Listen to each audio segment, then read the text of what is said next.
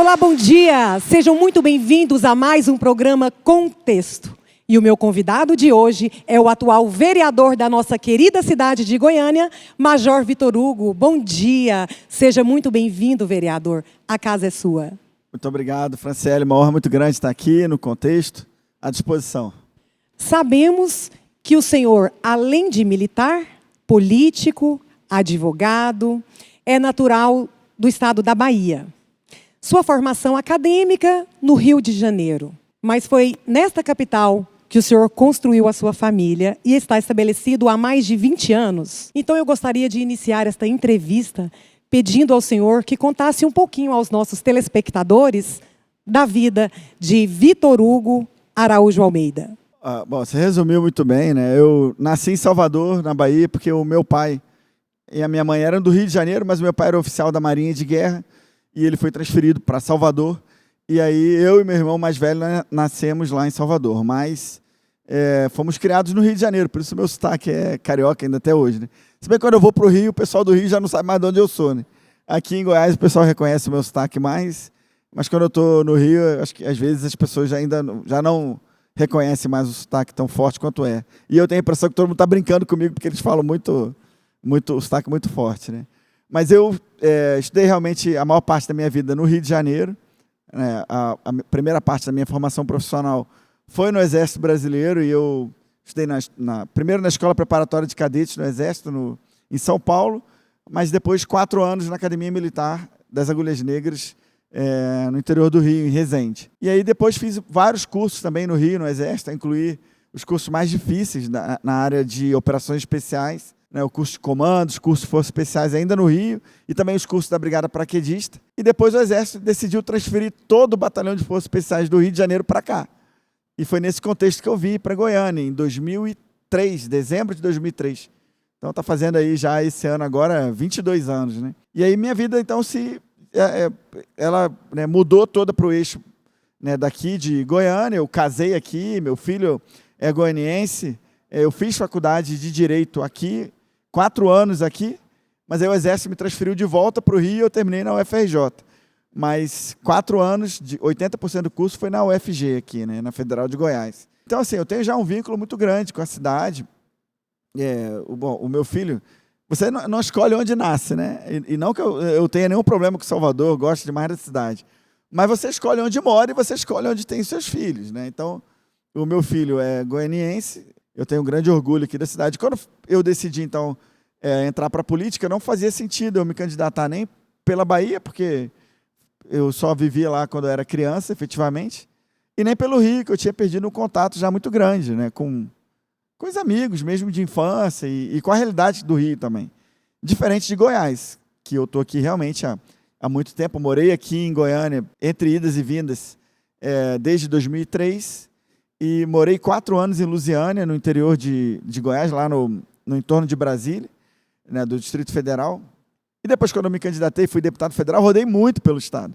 Então, hoje, com dificuldade ainda de comer o piqui, mas eu sou goiano. Eu ia fazer essa pergunta agora, que certamente, com mais de 20 anos morando em Goiânia, já está falando ai e comendo muito piqui, né? Não, falando ai, com certeza. Agora, comendo piqui... Ainda não? Não acredito. Mas olha só, teve um dia que... Eu conto essa história, já deu até vamos dizer assim, um mal entendido com isso, mas já esclarecido. Uma apoiadora, uma amiga, eleitora lá de Cristalina, descobriu que eu gosto de camarão, né? Fez um arroz com camarão para mim lá, me convidou e tal. Só que aí ela, lógico, querendo dar um toque, né, assim, regional, foi lá e fez 2 panelas, né? Uma panela era camarão, quando eu abri, camarão com piqui. Ela falou assim, não, mas se você não gostar, tem a panela do lado também. Aí eu falei, deve ser sem piqui, né? Quando eu abri, era camarão com creme de piqui. Mas eu comi com o maior respeito e consideração. A senhora que estava lá fazendo, né, não vou nem dizer homenagem, mas me recebendo com carinho, né? Comi, repeti. Assim, então, se repetiu é porque gosta. Ele só não está querendo assumir, não é verdade? Não, mas assim, é difícil falar que gosta. Mas não tem nenhuma dificuldade de comer também, está tudo certo. Está tudo bem, né? O importante é que o senhor agora já é um amante da cidade de Goiânia, né? Já faz muito por ela, está aí na vida pública, lutando pelo cidadão goiano. E aproveitando, pegando o gancho aqui, eu já vou logo perguntar. E como o Major Vitor Hugo ingressou na política? E também como aconteceu essa parceria com o Bolsonaro? Bom, então, Franciele, são aquelas coincidências da vida, né? Eu, depois de 21 anos no Exército Brasileiro, eu estava fazendo um curso no Rio de Janeiro, foi na oportunidade em que eu terminei a faculdade de Direito, que eu falei que o Exército me transferiu para lá, né? E aí eu tomei a decisão de focar mais na família. Na época, a minha esposa, então esposa, ela era juíza aqui em Goiás, tinha acabado de passar no concurso. E se eu ficasse no Exército, eu ia continuar rodando muito o país e o mundo. Na verdade, eu fiquei 2 anos na África, em 2 oportunidades diferentes. Servi quase um ano nos Estados Unidos. Participei de diversas missões no exterior e também diversas missões pelo território nacional. Na verdade, a maioria do tempo que eu servi aqui em Goiânia, uma grande parte do ano, né, de instrução ou do ano de trabalho era em outros estados, na fronteira, no Nordeste, na Amazônia. Então, eu ficava muito longe de casa. E aí, eu tomei a decisão, então, estava terminando a faculdade de Direito, fazer um concurso. E aí, era um concurso que só tinha uma vaga no Brasil e só abria de 10 em 10 anos, de 12 em 12 anos na época. Que isso, disputadíssima. Disputadíssimo. E aí, Deus me abençoou e eu só tinha 2 meses para estudar. E eu fui lá, fiz a prova, passei em primeiro lugar e fui trabalhar na Câmara dos Deputados. Saí do Exército, então, fui para a Câmara. Na Câmara foi onde eu conheci, então, o deputado Bolsonaro. Eu tomei posse em 15 de janeiro de 2015. Então, vai fazer isso como servidor, né, concursado. É o mesmo concurso que o Tarcísio, governador de São Paulo, fez. O Tarcísio foi meu veterano na Academia Militar. Eu estava no primeiro ano, ele estava no terceiro. E depois nós fizemos o mesmo concurso, só que ele fez para a área de transportes. Ele também foi o primeiro colocado do Brasil, na área dele. E eu fiz para a área de segurança pública e defesa nacional, e fui o primeiro colocado. Então, nós nos encontramos lá. Como ele militava na área do transportes, ele não teve contato com o Bolsonaro de cara, porque não era uma área que o Bolsonaro trabalhava. No meu caso, como era segurança pública e defesa nacional, era exatamente a área que o Bolsonaro trabalhava. Então, assim, embora não trabalhasse no gabinete do Bolsonaro, porque os servidores concursados não podem trabalhar em gabinetes dos deputados, mas eu trabalhava na consultoria legislativa e vários deputados pediam trabalho, a incluir o Bolsonaro. E a gente foi se aproximando, primeiro por causa do tempo no Exército. Eu nasci no ano em que ele se formou na Academia Militar. E depois, quando eu entrei para o Exército, ele já tinha saído. Então, a gente não conviveu no Exército. Mas, é lógico, o fato de termos a mesma formação, termos passado pelos mesmos bancos escolares, isso nos aproximou. Depois, eu escrevi um projeto de lei. Aqui em Goiânia, eu fui o comandante do destacamento contra terrorismo do Exército. É o único destacamento, a única unidade do Exército voltada 100% para o contra-terrorismo, que é uma guerra, né, um combate muito específico. E eu fui comandante desse destacamento, tinha terminado a faculdade de Direito, eu enxergava, como enxergo ainda, algumas lacunas na legislação no que diz respeito ao emprego das Forças Armadas no combate ao terror. E aí fiz um projeto de lei para o Bolsonaro, e ele apresentou esse projeto. Aí a gente, que já era amigo, se tornou, vamos dizer assim, parceiros técnicos. Mais próximos, né? Numa questão importante, né, para o país. E depois, quando eu decidi, então, aí eu vendo a atuação dele, caiu a ficha em mim assim, bom, se ele que passou pelos mesmos bancos escolares que eu, se ele está fazendo um bom mandato como federal, poderia, e eu já estava convicto naquele momento que ele seria o presidente, embora muitas pessoas duvidassem. Falei, cara, se ele pode, por que eu não posso também na mesma trilha? Aí fui lá pedir o apoio dele e fui eleito deputado federal. Então, na verdade, não foi nem o Major Vitor Hugo que escolheu a política, foi a política que o escolheu. Franciele, eu posso dizer assim que, em alguma medida, foi isso, né? Deus foi me preparando ao longo do tempo. Te colocando, né? Me colocando, assim, eu jamais pensaria, lá no início, eu não tinha um vínculo familiar, nenhum tipo de ligação com Goiânia. Aconteceu de maneira natural, porque o Exército me trouxe para cá. Depois eu também nunca pensei em trabalhar num órgão político. Eu era do Exército, meu pai da Marinha, minha mãe professora. A ligação com a política não existia. Não tinha aquela referência forte familiar, né? Não tinha uma referência forte, não tinha ninguém que falasse, não, vai, que vai dar certo, eu vou te ensinar aqui o fio da meada. E aí eu fiz o concurso para a Câmara dos Deputados, e na Câmara tinha um deputado, então o Bolsonaro, que tinha uma ligação, que acabou criando um vínculo comigo por causa da ligação com o Exército e que me apoiou. Eu tenho certeza que seria muito mais difícil para mim começar a carreira política sem ter o apoio dele, lógico. Mas Deus me abençoou na primeira candidatura que eu fiz, na primeira eleição, que foi uma de deputado federal, que é dificílima. Sim, que foi em 2018, foi para deputado federal. O senhor já havia disputado algum mandato anteriormente? Nenhuma, nem de síndico de prédio, nem de... É mesmo? Nem de representante de classe. Então, assim, você ser eleito deputado federal numa primeira tentativa, né, e logo na sequência escolhido líder do governo. Você ser o representante do presidente da República. E um governo exigente. E de um governo diferente, exigente, correto, austero, de direita, conservador. E nós fomos eleitos com muitas críticas ao parlamento, aquela questão da crítica ao toma lá da cá, e uma série de outras práticas do passado, e com as quais o Bolsonaro não concordava, e eu também, entrando na política, não concordava, e a gente queria fazer diferente. E o Bolsonaro poderia ter escolhido qualquer deputado de qualquer estado. Ele poderia ter, por exemplo, escolhido um deputado federal de São Paulo. São Paulo tem uma bancada de 70 deputados. Com certeza o que lhe faltava era nomes, né? Não faltavam nomes. Ele poderia ter escolhido do Rio de Janeiro, ex-colegas dele de bancada, pessoas que ele conhecia do parlamento. E ele escolheu, né, um deputado de Goiás, goiano de coração, e que era, logicamente, da confiança dele. Nenhum chefe de governo, prefeito, governador, presidente da República, escolhem líderes do governo que ele não confia. Então, ele me escolheu pela confiança.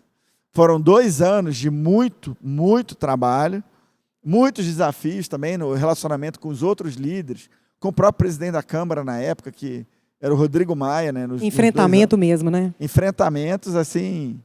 E uma característica do Bolsonaro que poucas pessoas conhecem, né? Nós, acostumados a ver o Bolsonaro sempre muito aguerrido, né, no embate com a esquerda, eu pensei que talvez ele esperasse isso de mim também como líder, né? E aí ele me chamou lá na presidência da República, no Palácio Planalto, só eu e ele falou assim: Vitor Hugo, você não vai ser o deputado da internet. Você não vai ser o deputado do discurso, que vai chegar lá e vai desafiar a esquerda, e vai expor. Não, você vai ser o cara da articulação.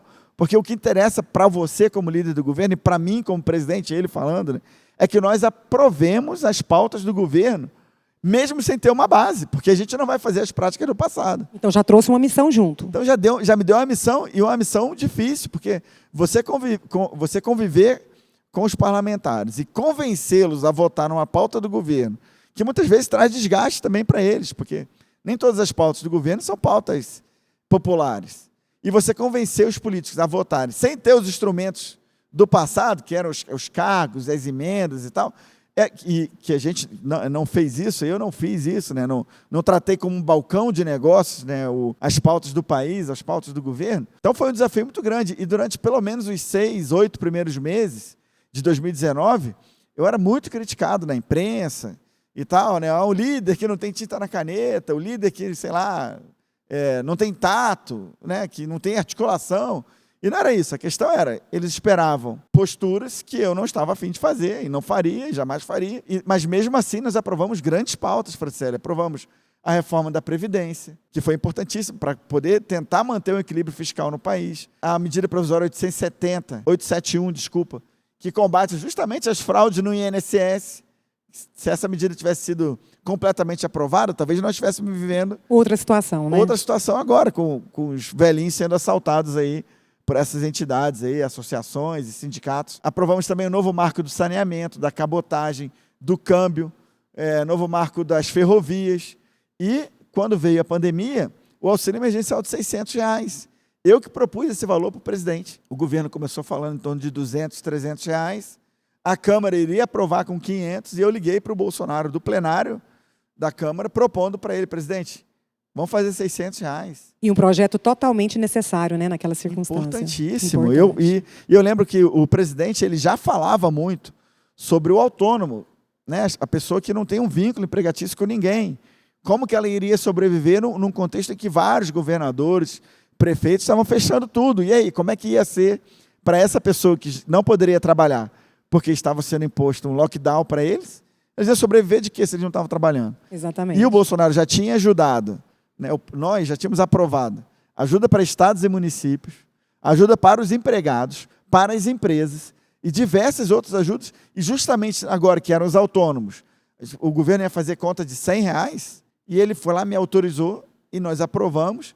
A gente achava, Franciele, que a gente ia ajudar 22 milhões de brasileiros e no final foram quase 70 milhões de brasileiros amparados pelo auxílio emergencial. Eu até costumo brincar assim, que a carreira política para mim poderia acabar por agora, não sei, a gente não sabe o que vai acontecer, mas eu tenho, né, guardado para mim o orgulho, né, de ter participado da construção de um auxílio que salvou muitas vidas, para além da questão de saúde. Né? Exatamente, foi extremamente necessário, né? Se sente realizado com isso, né? Viu o tamanho da importância, a dimensão. Eu sei disso, maior. E o Bolsonaro foi muito, muito correto. Na época, ele publicou um tweet, né, falando que foi graças à articulação nossa.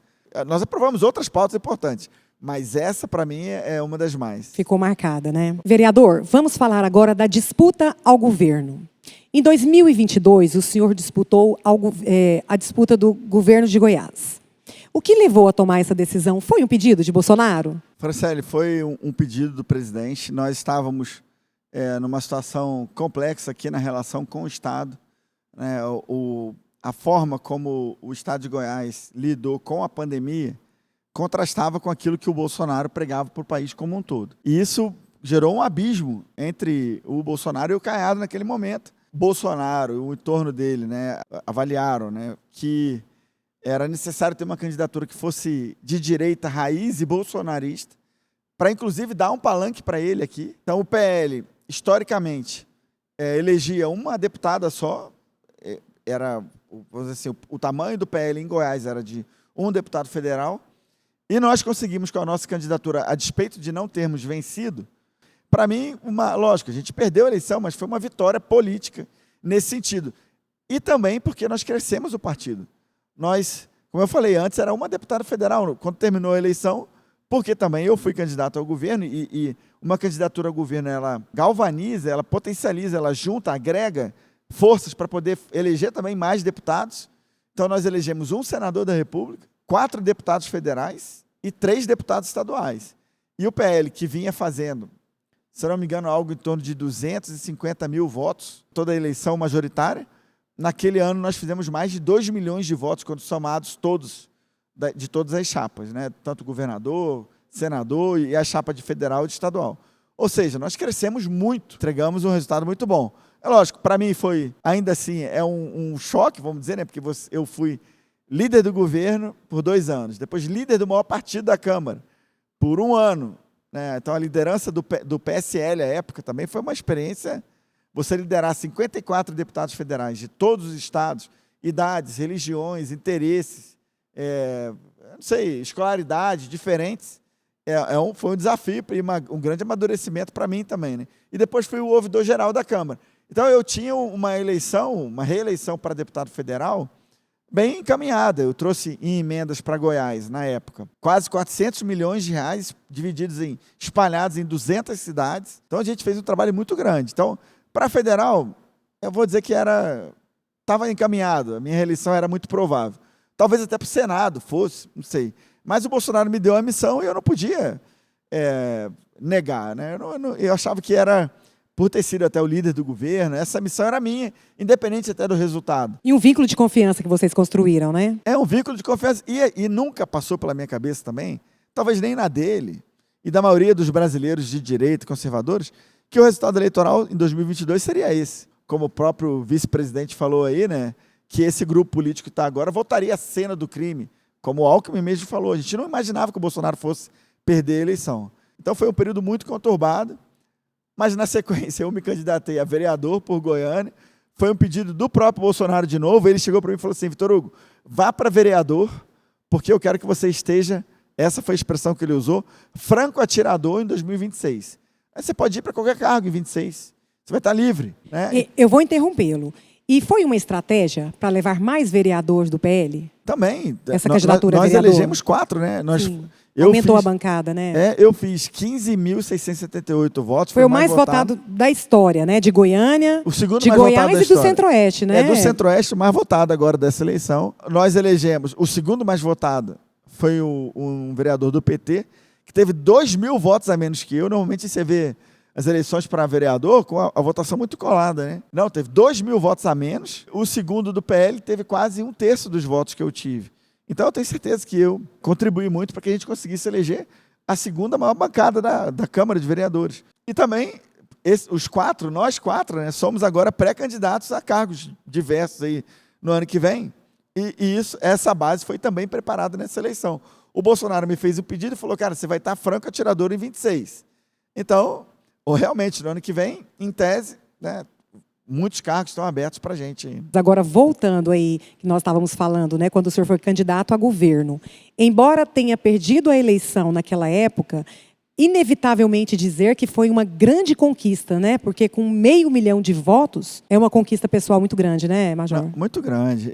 Franciele, mesmo sendo líder do governo na época, eu andava por Goiás, como tinha sido a minha primeira candidatura, logicamente, e as eleições proporcionais, que é deputado estadual, deputado federal e vereador, elas não permitem que você tenha uma capilaridade muito grande no Estado. Porque, normalmente, você acaba fazendo uma campanha muito para o seu nicho. Então, é o nicho da direita, do agro, da segurança pública, os militares.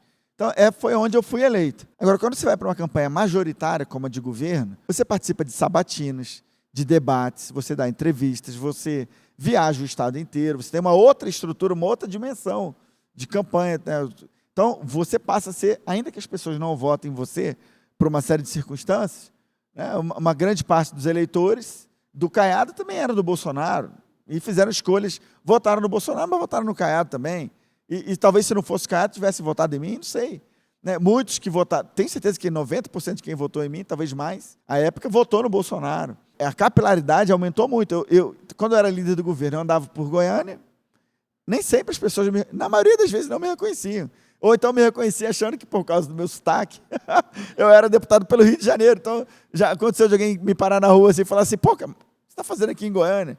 Ué, mas eu moro aqui. Uai, eu sou daqui. Uai, eu moro aqui, uai. O cara, não, mas você não é deputado pelo Rio, você não é o líder do governo Bolsonaro. Não, eu sou o líder do governo Bolsonaro, mas eu sou daqui, eu sou deputado por Goiás. E a pessoa ficava assim, depois da campanha para o governo, por causa do 500 mil de votos, mas também dessa capilaridade, da dimensão que é uma campanha majoritária, aí eu passei a ser muito mais conhecido no Estado. Talvez um dos grandes fatores que me fizeram ser o mais votado aqui de Goiânia agora, e que faz, por exemplo, com que mesmo eu não dizendo que sou candidato ao Senado, eu sou pré-candidato a deputado federal, mesmo sem falar sobre o Senado da República, saiu uma pesquisa do Paraná, Paraná Pesquisas, que é o instituto um dos mais conceituados do país, me colocando empatado tecnicamente com o Vanderlan, que é senador, e com o Gustavo Gaia, que é um dos grandes nomes da direita no país.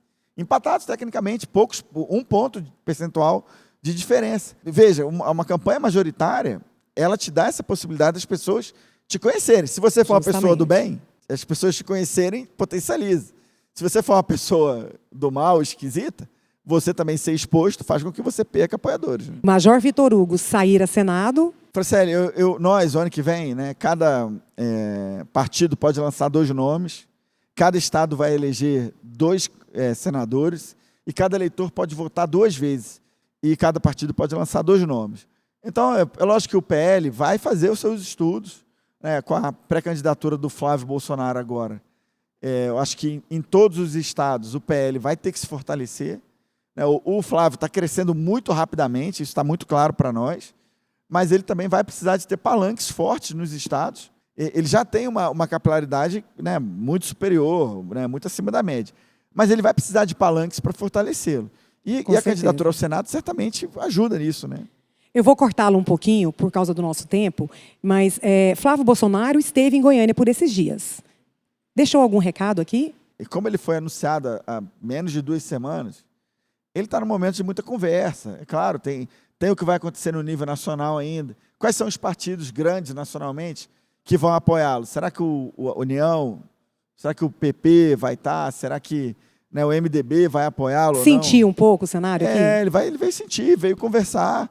Acho que nenhuma decisão vai ser tomada por agora. Então ele está nesse momento. Né? Ontem ele foi no Espírito Santo, né, junto com o senador Magno Malta. Ele está conversando e certamente vai montar o seu palanque em cada estado de agora para frente. Está construindo, né?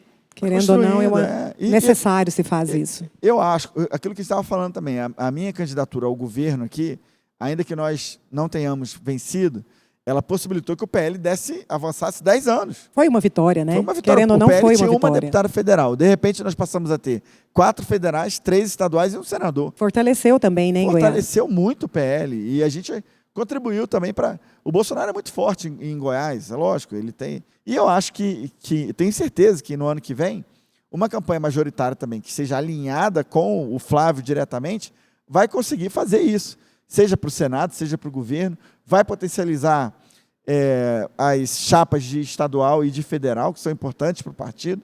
Então, mas vamos ver. Eu estou à disposição do partido, que o Flávio, que o próprio Bolsonaro, o Valdemar, o Wilder, decidirem, é o que eu vou cumprir. Agora, acho que nós temos que avaliar as pesquisas e acompanhar. Eu estou muito tranquilo. Sou vereador aqui em Goiânia, estou fazendo um grande mandato que apresentei vários projetos, alguns já viraram lei. Estou satisfeito com o aprendizado que eu tenho tido aqui na Câmara de Vereadores. Mas sei que posso contribuir bastante também lá em Brasília. E também precisamos considerar essa bagagem que o senhor vem trazendo aí, né?